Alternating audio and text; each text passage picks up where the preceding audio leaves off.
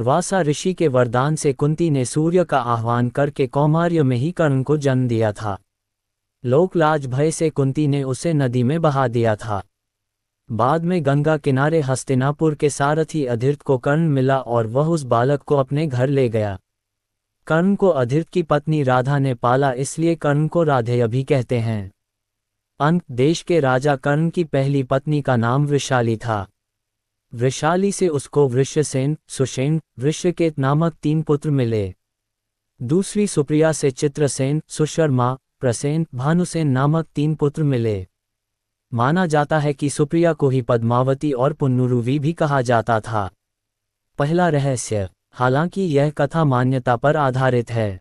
कहते हैं कि द्रौपदी को महारथी कर्ण से प्रेम था और कर्ण को भी द्रौपदी पसंद थी। स्वयंवर में कर्ण भी गए थे। राजा द्रुपद का भीष्म से विरोध था और कर्ण भीष्म के पक्ष में थे। राजा द्रुपद ने द्रौपदी को पहले ही बता दिया था कि कर्ण एक सूत पुत्र है और यदि तुमने उन्हें पसंद किया तो जीवन भर तुम्हें एक दास की पत्नी के रूप में पहचाना जाएगा।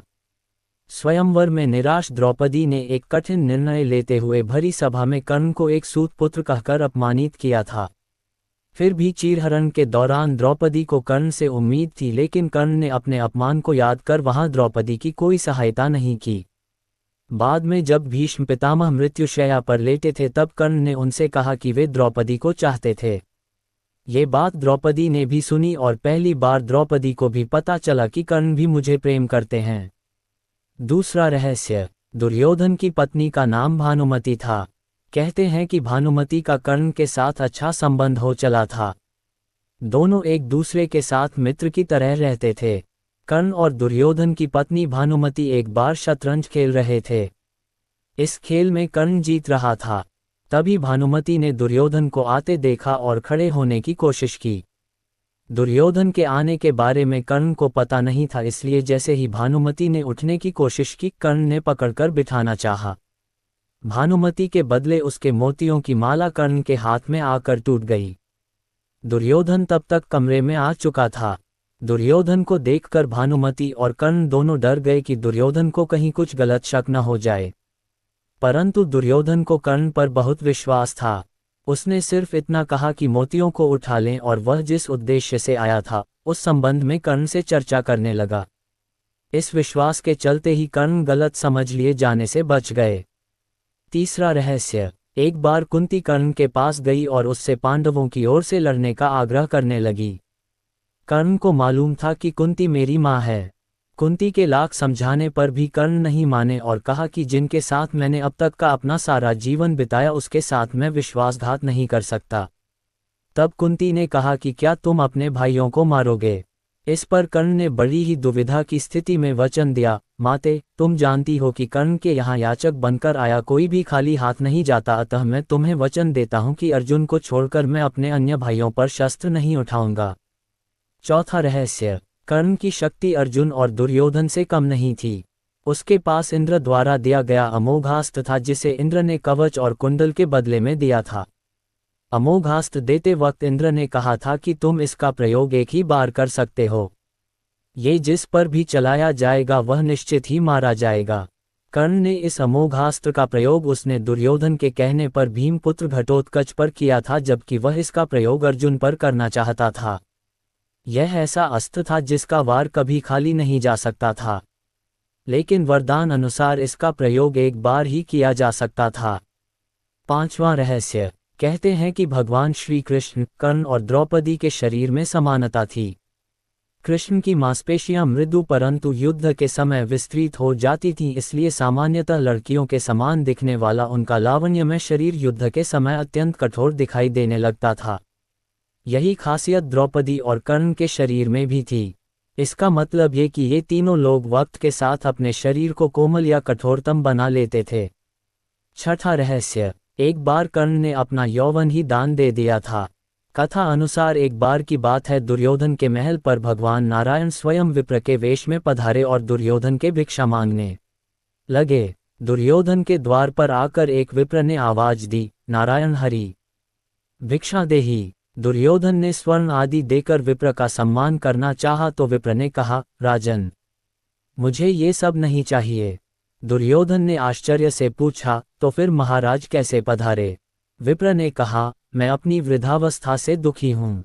मैं चारों धाम की यात्रा करना चाहता हूँ, जो युवावस्था के स्वस्थ शरीर के बिना संभव नहीं है, इसलिए यदि आप मुझे दान देना चाहते हैं तो यौवन दान दीजिए। दुर्योधन बोला, भगवान, मेरे यौवन पर मेरी सहधर्मिणी का अधिकार है, आज्ञा हो तो उनसे पूछाऊं। विप्र ने सिर हिला दिया। दुर्योधन पूछने गया और मुंह लटकाए लौट आया। विप्र ने दुर्योधन के उत्तर की प्रतीक्षा नहीं की। वह स्वत समझ गए और वहां से चलते बने। उन्होंने सोचा, अब महादानी कर्ण के पास चला जाए। कर्ण के द्वार पहुंचकर विप्र ने अलग जगाए, भिक्षा देही। कर्ण तुरंत राजद्वार पर उपस्थित हुआ और बोला, विप्रवर, मैं आपका क्या अभीष्ट करूं? विप्र ने दुर्योधन से जो निवेदन किया था वही कर्ण से भी कर दिया। कर्ण उस विप्र को प्रतीक्षा करने की विनय करके पत्नी से परामर्श करने अंदर चला गया, लेकिन पत्नी ने कोई ना नहीं की। वह बोली, महाराज, दानवीर को दान देने के लिए किसी से पूछने की जरूरत क्यों आ पड़ी? आप उस विप्र को संकोच यौवन दान कर दें। कर्ण ने अविलंब यौवन दान की घोषणा कर दी। तब विप्र के शरीर से स्वयं भगवान विष्णु प्रकट हो गए, जो दोनों की परीक्षा लेने गए थे। 7वां रहस्य। कर्ण दान करने के लिए काफी प्रसिद्ध था। कहते हैं कि कर्ण जब युद्ध क्षेत्र में आखिरी सांस ले रहा था तो भगवान कृष्ण ने उसकी दानशीलता की परीक्षा लेनी चाहिए। वे गरीब ब्राह्मण बनकर कर्ण के पास गए और कहा कि तुम्हारे बारे में काफी सुना है और तुमसे मुझे अभी कुछ उपहार चाहिए। कर्ण ने उत्तर में कहा कि आप जो भी चाहें मांग लें। ब्राह्मण ने सोना मांगा। कर्ण ने कहा कि सोना तो उसके दांत में है और आप इसे ले सकते हैं। ब्राह्मण ने जवाब दिया कि मैं इतना कायर नहीं हूं कि तुम्हारे दांत तोड़ूं। कर्ण ने तब एक पत्थर उठाया और अपने दांत तोड़ लिए। ब्राह्मण ने इसे भी लेने से इनकार करते हुए कहा कि खून से सना हुआ ये सोना वह नहीं ले सकता। कर्ण ने इसके बाद एक बाण उठाया और आसमान की तरफ चलाया। इसके बाद बारिश होने लगी और दांत धुल गया।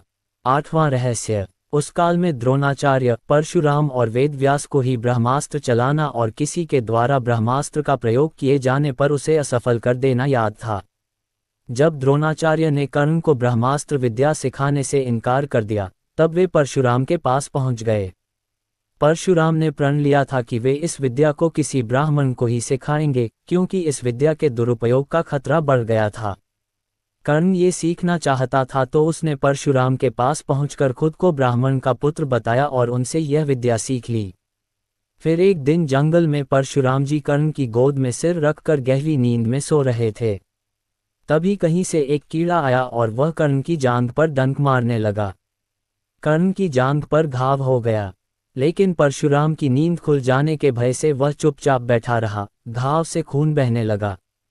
बहते खून ने जब परशुराम को छुआ तो उनकी नींद खुल गई। उन्होंने कर्ण से पूछा कि तुमने उस कीड़े को हटाया क्यों नहीं? कर्ण ने कहा कि आपकी नींद टूटने का डर था इसलिए। परशुराम ने कहा कि किसी ब्राह्मण में इतनी सहनशीलता नहीं हो सकती है। तुम जरूर कोई क्षत्रिय हो, सच सच बताओ। तब कर्ण ने सच बता दिया।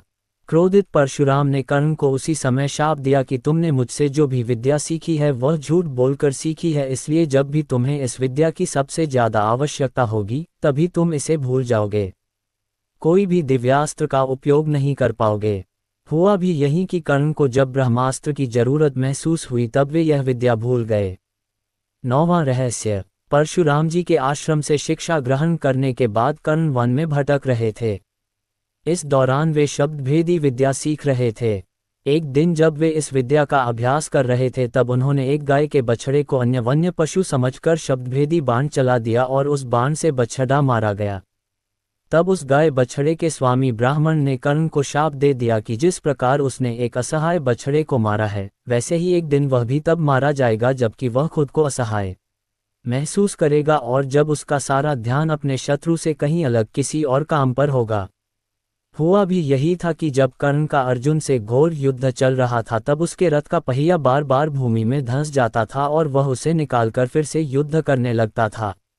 ऐसे समय में जब फिर से उसके रथ का पहिया भूमि में धंस गया तब वह फिर से उसे निकालने लगा और उसे उस समय घबराहट भी हो रही थी। वह उसका सारा ध्यान युद्ध के अलावा पहिए पर चला गया था। वह खुद को असहाय महसूस कर रहा था। ऐसे मौके का लाभ उठाकर अर्जुन ने कर्ण को मार दिया। 10वां रहस्य, युद्ध में एक ओर कृष्ण थे तो दूसरी ओर कर्ण। कर्ण दुर्योधन के और कृष्ण अर्जुन के दोस्त थे। यदि युद्ध में कर्ण को असहाय स्थिति में देखकर नहीं मारा जाता तो अर्जुन की क्षमता नहीं थी कि वे कर्ण को मार देते। कृष्ण की नीति के तहत ही कर्ण का विवाह द्रौपदी से होने से रोक दिया। कृष्ण ने ही अपनी नीति से उनके कवच कुंडल हथियाए और इंद्र द्वारा दिया गया एकमात्र अचूक अमोघ अस्त्र जो वह अर्जुन पर चलाना चाहता था, वह घटोत्कच पर चलवाया गया। इस तरह हम देखते हैं कि युद्ध के पहले से ही कर्ण और कृष्ण के बीच छद्मयुद्ध चलता रहा था। वो कृष्ण ही थे जिन्होंने ऐन वक्त पर नीति के तहत ही कर्ण को ये बताया था कि कुंती तुम्हारी माँ है। लेकिन युधिष्ठिर और अर्जुन को इस बात का ज्ञात नहीं था कि कर्ण हमारा बड़ा भाई है। यदि युधिष्ठिर को ये पता चलता कि कर्ण मेरा बड़ा भाई है तो वह राजपाट की लड़ाई नहीं लड़ते बल्कि कर्ण को ही राजा बनाने की लड़ाई लड़ते।